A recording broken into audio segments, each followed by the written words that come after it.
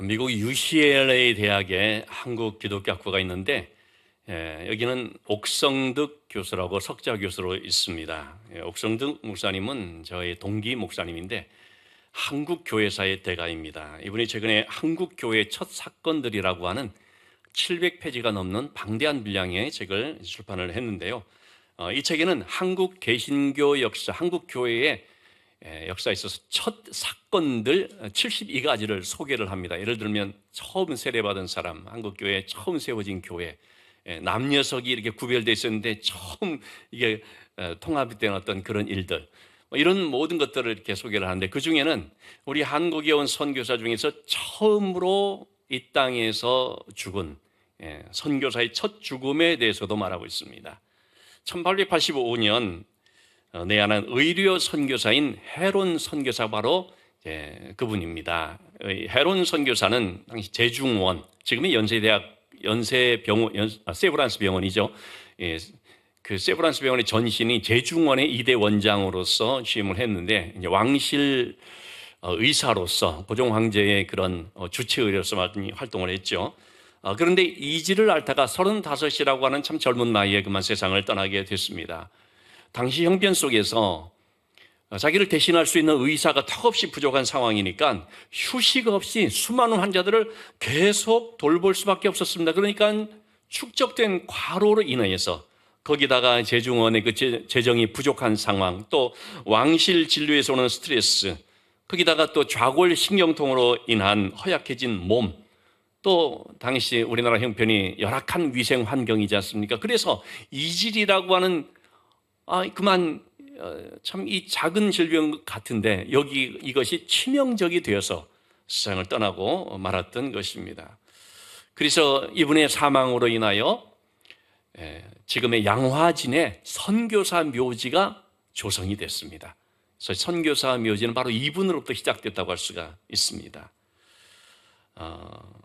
저는 이분을 생각할 때 그는 하나님의 나라를 위해서 개인의 입신 출세를 희생한 헌신자였다라고 생각이 됩니다. 그야말로 죽도록 주님께 또 우리 한국 교회를 위해서 충성한 분이다라고 볼 수가 있죠. 여러분, 이런 분의 희생과 헌신 가운데 지금의 우리 한국 교회가 세워졌습니다.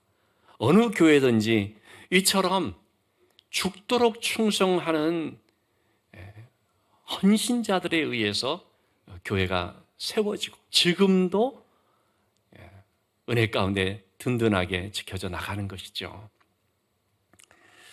소아시아 7교회 지난 주간에 소개했습니다마는 첫 번째로 에베소 교회에 대해서 우리가 살펴봤는데 소아시아 7교회는 주님께서 책망과 칭찬을 하는 교회도 있고 책망만 한 교회도 있는데 칭찬만 한 교회도 있거든요. 그 교회가 바로 오늘 본문에서 보는 서머나 교회입니다. 근데 이 서머나 교회는 심한 고난을 받는 교회였다는 특징이 있습니다. 다른 모든 교회들도 고난이 있었지만 특별히 서머나 교회는 그 고난과 박해가 심했습니다. 여러분, 우리가 고난이 많아지면 주님이 이 세상을 통치하시는데 왜 이런 일이 있나라는 질문을 하게 되죠. 자, 그에 대해서 주님께서 이렇게 말씀한 것 같습니다. 8절 말씀인데요. 주님을 가리켜서 어떤 분으로 소개하고 있느냐면 처음이며 마지막. 이 말은 역사의 주인을 뜻하는 것입니다. 죽었다가 살아나신 이 생명의 주인 되시는 것을 말하는 거죠. 한마디로 주님은 어떤 분이냐? 이 온 역사를 주관하시는 분이시고 동시에 사람의 생명을 주관하는 분이다라는 것을 말해주고 있습니다. 왜 이것이 중요하느냐면요. 여러분, 우리가 주님이 어떤 분인지를, 내가 믿고 있는 그 주님이 누군지를 알게 되면 그러면 우리는 고난이 와도 담대할 수가 있는 것입니다. 디모데후서 1장 12절의 말씀에 바울은 내가 고난 받는 것을 부끄러워하지 않는다 말하면서 이렇게 고백을 하고 있죠. 내가 믿는 자를 알고 내가 의탁한 것을 그날까지 그가 능히 지키실 줄을 확신하노라 라고 말합니다. 그는 이 세상을 주관하신 분이 주님이시라는 것을 알고 있는 것이, 주님이 온 땅의 주관자가 되시며 그분이 또한 생명의 구원자가 되시는 것을 알기 때문에, 그래서 또 그분이 나와 함께 하셔서 나를 지켜주시는 것을 믿기 때문에 내가 어떤 고난 앞에서도 두려워하지 않는다. 죽음이 설령 닥쳐온다 할지라도 담대할 수 있다. 이렇게 말하고 있는 거죠. 여러분, 우리는 바로 이 믿음을 가져야 됩니다. 주님이 처음과 마지막 역사의 주관자가 되시고 죽었다가 살아나신 생명의 주인이 되신다는 이 사실을 우리가 믿어야 됩니다. 자, 이와 같은 말씀을 하시면서 주님은 고난 가운데 있는 서문학교의 성도들을 이제 위로하는데, 그건 뭐냐면 내가 너희들의 그 많은 어려움들을 알고 있다는 말씀입니다. 9절의 말씀에서 세 가지 알고 있다고 말하고 있죠. 너희 환난과 궁핍. 환난과 궁핍을 아는데 실상은 너희가 부유한 자라고 말하고 있죠. 또한 자칭 유대인이라고 하는 자들에게 당하는 이 비방. 그런데 그 유대인이라는 사람들은 실상은 사탄의 회당이다라고 말하고 있죠. 자, 세 가지를 안다고 했습니다. 첫 번째, 그들의 환난을 안다고 했습니다. 이 서신이 쓰여지고 있을 그때 당시에 로마 황제는 11대 황제인 도미티안 황제였습니다. 이 도미티안 황제는 특별히 황제의 숭배를 강력히 시행한 황제로 알려져 있습니다. 그런데 이 서머나라고 하는 지역은요, 이 황제 신전이 최초로 세워진 황제 숭배의 중심지였다는 것입니다. 그래서 1년에 한 번씩 의무적으로 반드시 황제의 신전에 가서, 다른 신전이 아닙니다, 황제의 신전에 가서 향을 태우면서 황제 즉 가이사는 나의 주님이시다라고 고백하며 충성을 맹세해야 되는 거죠. 근데 여러분, 교회 다니는 성도들은 어떻습니까? 황제 숭배를 할 수가 있습니까? 안 하죠. 황제 숭배를 거부하니까 모진 박해를 받게 되는 것입니다. 오늘 주보에 우리가 몰랐던 1세기 교회라는 책의 내용을 잠시 좀 소개를 했습니다. 1세기 교회라면은 정말 가장 핍박이 심하였던 그때 상황이죠. 성도들이 박해를 받는데 두려워하지 않고 이 고난을 기꺼이 감수했다는 것입니다. 그러면서 이 고난 받는 것을 어떻게 생각했냐면 그리스도인의 정체성의 핵심이라고 봤다는 겁니다. 오늘날 우리가 이렇게 말하면은 교회에 남아있을 사람 뭐 얼마나 될지 모르겠습니다. 참 떠날 수도 있겠죠. 아니, 교회 다니고 예수 믿으면 잘 돼야지, 복 받아야지, 형통해야지. 아니, 예수 믿는데 고난을 받기만 하고 한다면 이게 뭐 이게 무슨 매력이 있느냐라고 할 수 있지 않습니까? 그런데 이때 당시의 성도들은 고난 받는 것이 그리스도인의 정체성의 핵심이다, 그렇게 여겼다는 거죠. 그러니까 여러분, 교회가요, 고난 박해를 받을 때가 가장 강했다는 겁니다. 로마가 기독교를 공인하고 심지어는 국교로 선포하고 난 후에 핍박이 사라져버리니까 어떤 일이 벌어졌습니까? 교회가 세속화되어버리고, 참 신앙이 안일해진 정도가 아니라 변질되어진, 복음의 진리에서 이탈되는 경우들도 얼마나 많이 있었는지 알 수 없습니다. 오히려 박해가 심할수록 교회는 더 강력한 힘을 발휘하고 생명력 있는 교회가 되었다는 사실을 볼 수가 있죠. 자, 그들의 환난을 안다 주님 말씀하십니다. 두 번째는 그들의 궁핍을 안다고 말합니다. 서머나는 사실은요, 항구 도시로서 경제적으로 굉장히 부유한 곳입니다. 무역이 활발하게 이루어지고, 그래서 도시와 또 그 사는 시민들은 참 부유한데, 문제는 교회 다니는 성도들은 가난했다는 것입니다. 왜냐하면 황제 숭배를 거부하니까, 그러니까 이제 상인 조합에도 들지 못하고 경제적인 여러 가지 그런 제재들을 받게 되고, 당시에 또 신전은 은행의 역할을 했다고 하네요. 은행에 가서 대출도 하고 도움도 받아야 되는데 신전에 안 가니까 그런 모든 혜택이 다 끊어지는 거죠. 그래서 하층민으로 전락하고 가난한 삶이 됐다는 겁니다. 그러나 주님 보실 때 그들은 어떤 사람이라고 합니까? 실상은 부유한 자다. 영적으로 부유하다는 말이죠. 여러분이 영적으로 부유하고 영적으로 가난하다는 것은 너무나 큰 차이가 있죠. 영적으로 가난한 사람들은요, 돈이 아무리 많아도 늘 결핍을 느낍니다. 우리가 볼 때 저만 하면 살만하고 저만 하면 뭘 탐내지 않을 것 같은데 가진 사람이 더 한다고요, 끊임없이 이거 가지고 안 돼, 더 가지려고 안달나 있는 이런 모습들이 참 많이 있습니다. 항상 물질에 목마르고 물질이 부족하다고 그렇게 하는 것이 바로 뭐냐면 가난하기 때문인 것입니다. 영적으로 가난해서. 그러니까 자존감도 낮죠. 반면에 영적으로 부유한 사람은 어떻습니까? 가진 것이 별로 없는 것 같지만 늘 풍성합니다. 자족합니다. 결핍이 없습니다. 여호와는 나의 목자시니 내게 부족함이 없으리로다. 말만 하는 것이 아닙니다. 그게 정말 자기의 중심 속에 있는 것이죠. 그러니 얼마나 자존감도 높고요, 남에게 베풀고. 바울은 고린도서 6장 10절에서 이런 성도들을 이렇게 표현했습니다. 근심하는 자 같으나 항상 기뻐하고, 가난한 자 같으나 많은 사람을 부유하게 하고, 아무것도 없는 자 같으나 모든 것을 가진 자로다.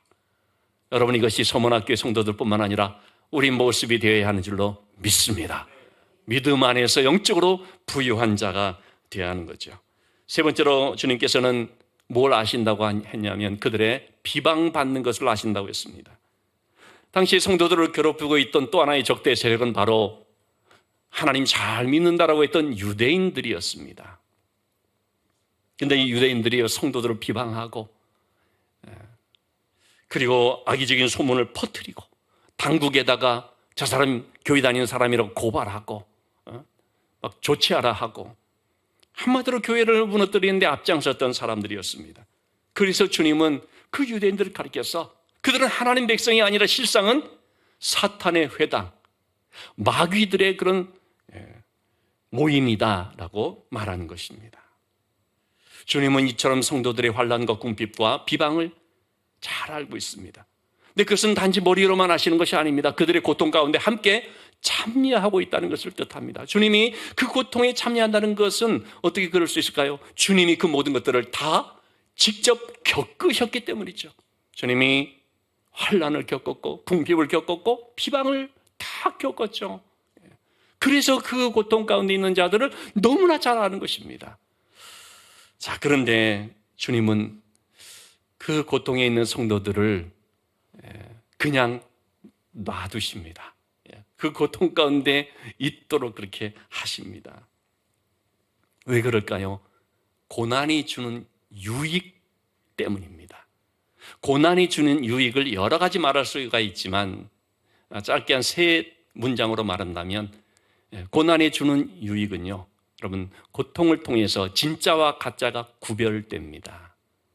고난이 닥치면, 여러분, 우리 교회도 마찬가지고 한 가정의 모습도 마찬가지입니다. 사람들이 있는데 고난이 닥치면 떠나는 사람은 손님이고 남아있는 사람이 주인이죠.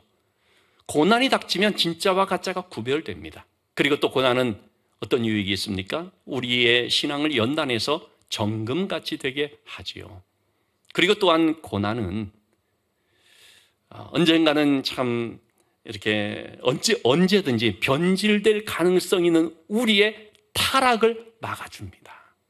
고난 때문에 여러분, 우리가 허튼 생각 안 하고 헛된 길로 가지 않는 줄로 믿으시기 바랍니다. 여러분, 모든 것이 다 편하고 여유 있고 그럴 때 어떻게 됩니까? 안일해지고. 다윗이 그랬지 않습니까? 고난의 때는 그가 광야에서 얼마나 하나님을 찾으면서 신앙이 정말 신선하게 살아있었습니까? 그런데 고난이 없어지는 순간 그만 미끄러지는 일들이 있었죠. 저와 같은 목회자들도 마찬가지거든요.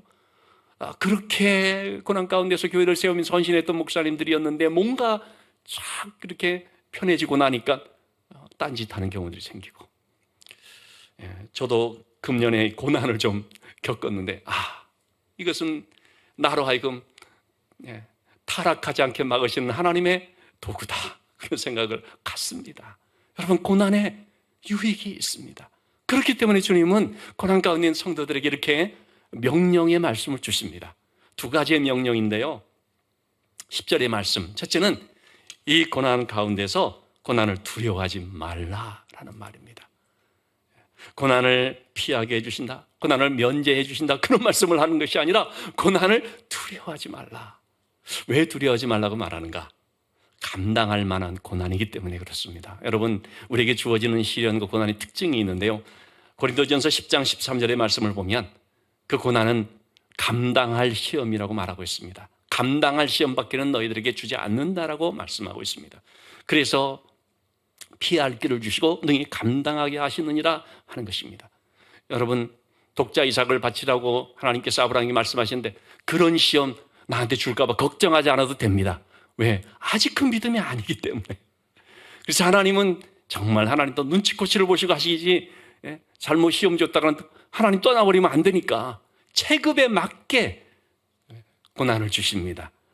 그건 무슨 뜻입니까? 감당할 수 있다는 뜻입니다. 그래서 능히 감당할 수 있으니 두려워하지 말라는 것이죠. 또한 고난은요, 일시적입니다. 제한된 기간이 있습니다. 성도들 중에 며칠 옥에 넣어서 시험하게 될 건데 열흘 동안 환난을 받는다는 말씀을 하고 있거든요. 열흘이라는 것은 꼭 열흘, 딱 정해진 10일 그런 뜻이 아니라 제한된 기간이라는 말입니다. 끝이 있다라는 말입니다. 그리고 우리 빌 교수는 이 말씀을 다니엘서와 비교해서 이렇게 설명을 하고 있습니다. 다니엘서 1장 12절에 보시면 다니엘이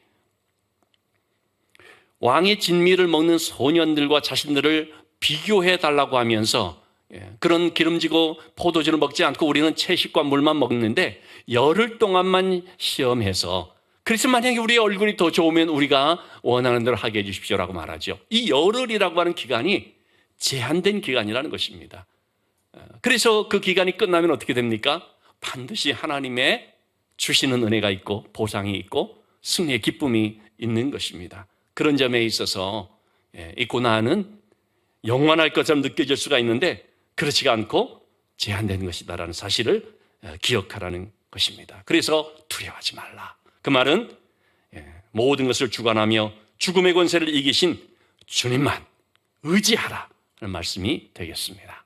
또 한 가지 명령의 말씀은 죽도록 충성하라라는 말씀입니다.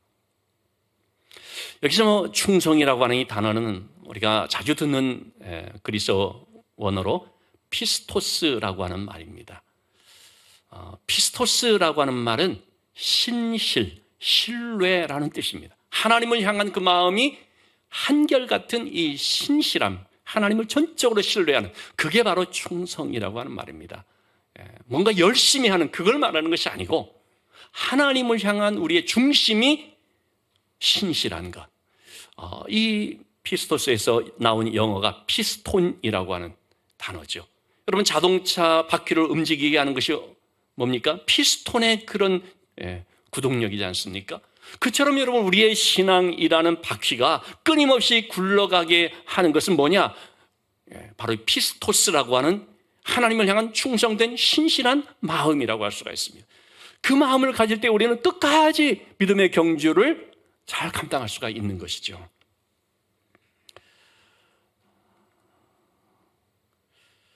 서머나는 로마 황제가 절대 권력자인 줄 알고 그에게 잘 보이려고 충성 맹세했던 도시라고 말씀을 드렸습니다. 자, 그것에 빗대어서 주님께서는 서머나에 있는 사람들은 로마 황제를 향하여서 끝까지 충성하려고 하는데 이 서머나 안에 있는 성도들인 너희는 주님께 충성해야 된다는 것입니다. 왜냐하면 이 세상의 모든 것들을 주관하며 사람의 생명을 심판하는 진짜 왕 되신 참 능력을 가지신 분이 누구냐? 주님이기 때문이라는 거죠. 여러분 지금도 마찬가지입니다. 우리가 얼마 없으면 대통령 선거도 하면서 지도자를 뽑고 하는데 여러분 세상 사람들은 어떤 그 권력을 가진 그 사람이 진짜 힘을 가진 사람인 줄 알고 그에게 잘 보이려고 지금도 선거하는 과정에 보면은 막 줄 서는 것들을 보지 않습니까? 충성한다고 그러지 않습니까? 근데 우리는 반드시 알아야 되죠. 바르게 알아야 되죠. 영의 눈을 떠서 볼 수 있어야 되죠. 진짜 절대 권력을 가지신 분이 누구냐? 진짜 능력의 주인이 누구냐? 주님이시라는 것입니다. 주님이 다스리시고 주님이 주관하시고 주님이 세우기도 하시고 패하기도 하시고 아무리 권력자로 세워졌을지라도 주님이 내려오라면 그러면은 끝나는 것을 우리가 보지 않습니까? 정말로 우리가 충성하며 신실함을 가져야 될 그분은 참 왕이 되시는 주님이다 라는 것을 말씀을 해주고 있습니다. 그래서 주님께 끝까지 충성하도록 하는데 여러분 이 말씀하고 있는 주님은 어떤 분입니까?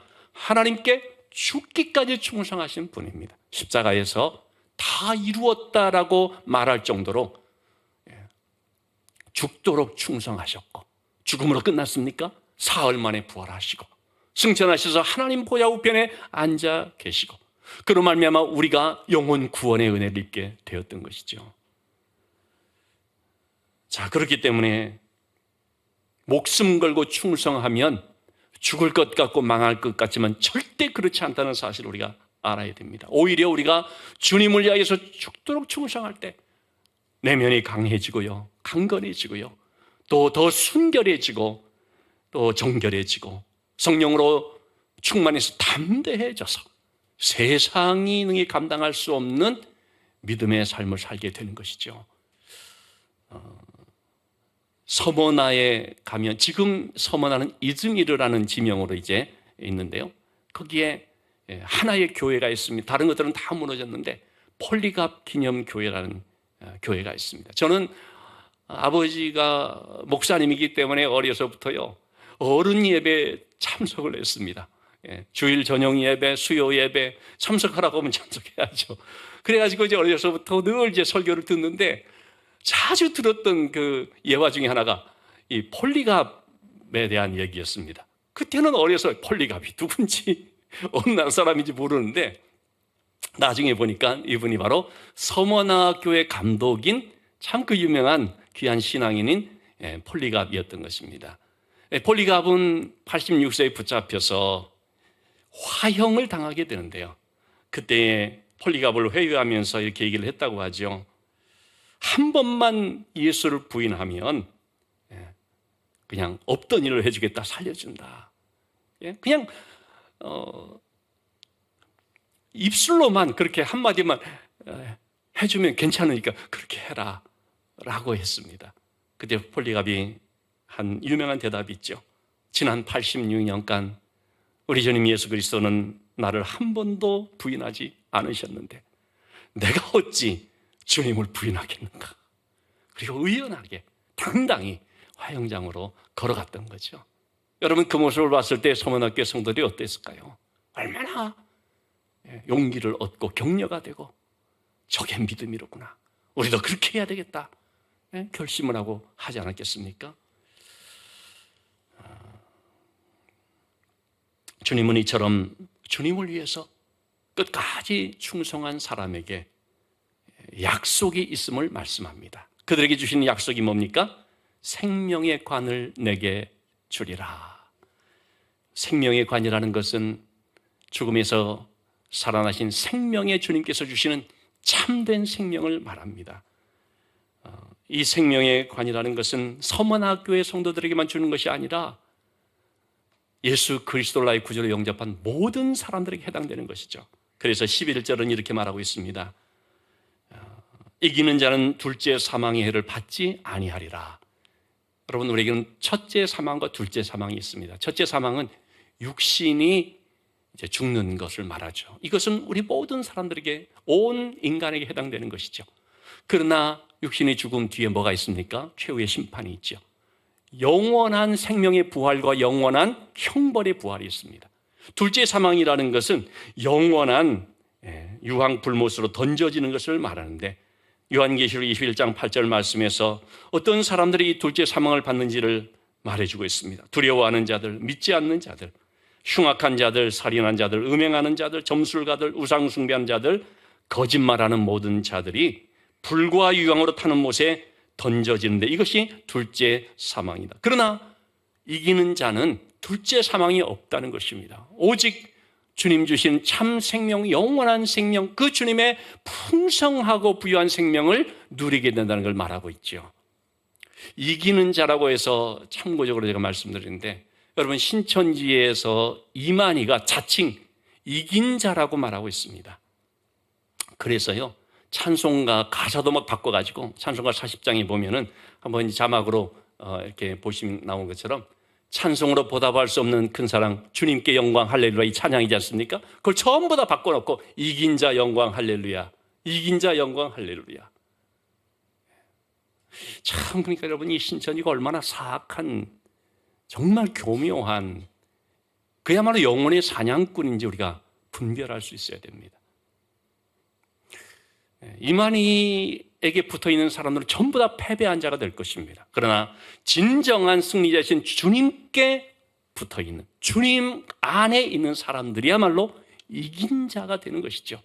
요한일서 5장 4절에서 5절은 누가 이기는 자인가를 분명하게 말해주죠. 하나님께로부터 난 자가 세상을 이기는데, 이 하나님께로부터 난 자라는 것을 구체적으로 뭐라고 합니까? 예수님께서 나의 구세주이시고 하나님의 아들이심을 믿는 자라고 했습니다.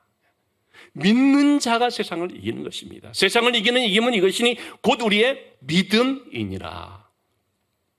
여러분, 누구든지 예수 그리스도를 온전히 나의 구세주로 믿습니까? 그는 이기는 자가 되는 것이고, 바로 그가 둘째 사망이 없고 영원한 생명의 관을 받게 되는 줄로 믿습니다. 여러분, 우리는 정말 중요한 것이 죽느냐 죽지 않느냐 이 문제가 아니고 영생이 그에게 있느냐 없느냐라는 사실을 알아야 됩니다. 여러분, 영생이라는 것이 뭡니까? 그냥 오래 사는 걸 말합니까? 그렇지가 않죠.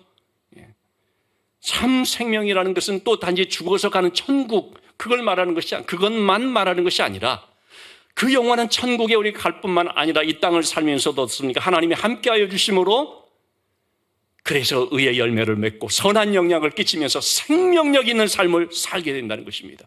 이것이 정말 생명을 가진 자의 삶인 것이죠. 말씀을 마무리하겠습니다. 주님은 서문학교회의 모든 형편을 아시는 것처럼 우리의 형편을 아시고 우리가 어떤 고난 가운데 있는지를 잘 아시는 분입니다. 그러면은 좀 여기서 벗어날 수 있게 해주시면 참 좋겠는데, 그러면 좀 예수 믿는 맛이 나고 보람을 느낄 수 있을 것 같은데, 이제 그 상황이 좋아질 테니까 조금만 참고 기다려라, 이렇게 위로와 격려의 말씀을 해주면 좋을 것 같은데, 그게 아니라 그 고난 가운데서 두려워하지 말라, 그리고 죽도록 충성하라, 그렇게 말씀을 해주고 있습니다. 여러분, 우리는 사실 얼마나 많은 것에 충성하며 살아가는지 모릅니다. 어떤 사람은 돈 버는데 그렇게 목숨을 다하여 충성하고 온 마음과 뜻과 힘을 다하여 충성하고, 어떤 분들은 또 제가 보니까요, 직장 회사 일 그리고 그 사장님한테 얼마나 충성하고 그런지, 어떤 분들은 가정에 또 그렇게 또 충성을 다 바치고, 그리고 막 시험 들고 상처받고 낙심하고. 여러분, 우리가 진정 충성해야 될 유일한 분은 주님이신 줄로 믿습니다. 그분이 세상의 주관자이시고 그분이 우리의 생명을 구원하신 구세주이기 때문입니다.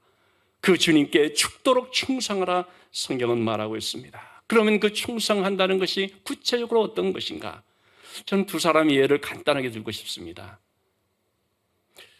왕의 신상에 절하지 않았다는 죄 때문에 풀무불에 들어가게 되는 다니엘의 세 친구가 있지 않습니까? 사드락과 메삭과 아벳느고. 그들이 그 풀무불에 들어가면서 한 말이 뭡니까? 우리가 그 풀무불에 들어갈지라도 우리가 믿는 하나님께서는 우리를 건져내 주실 줄 믿습니다. 그런데 그리 아니하실지라도 우리는 왕의 신상에 절할 수 없습니다. 하나님께서 우리를 설령 건져내지 않는다 할지라도 우리는 하나님께만 충성합니다. 근데 여러분, 그리 아니하실지라도, 이것이 참 중요하죠. 우리가 신앙생활 하면서 내 뜻대로 안 될 때가 있습니다. 기도했는데 응답 안 받을 때가 있습니다. 그럼에도 불구하고 내 뜻과 달라도, 내가 원하는 대로 되지 않았다 할지라도, 그리 아니하실지라도, 그럼에도 우리는 하나님께만 온전히 신실함을 가지고 충성합니다. 이것이 충성이라는 거죠. 또 한 가지 아브라함의 경우를 한번 보시면, 독자 이삭을 바치라는 하나님 말씀에 아브라함이 순종하죠. 근데 여러분, 아브라함에게 닥친 아마 일생일대 최고의 시련이었을 것입니다. 뜻을 모르는 거예요. 하나님의 뜻을 모르는 거예요. 하나님께서 왜 이렇게 하라고 하지?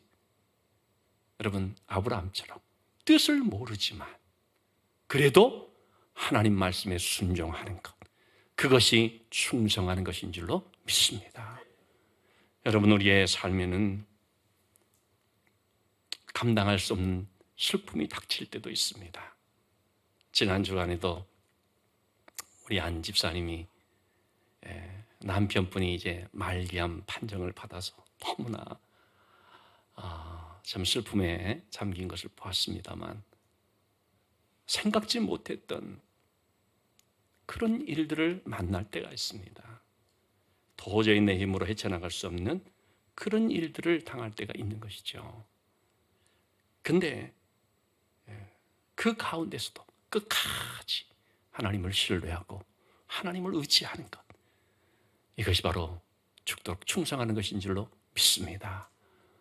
오늘 우리 교사 주일로 교사들을 격려하는데, 교회 학교 교사로 봉사할 때도 여러분, 뭐 시간이 남아서 여유가 되니까 하고 그렇겠습니까? 우리 청년들이 참 많이 봉사하는데 힘써서 하는 것입니다. 그리고 그런 봉사하면서 또 상처받을 때도 있습니다.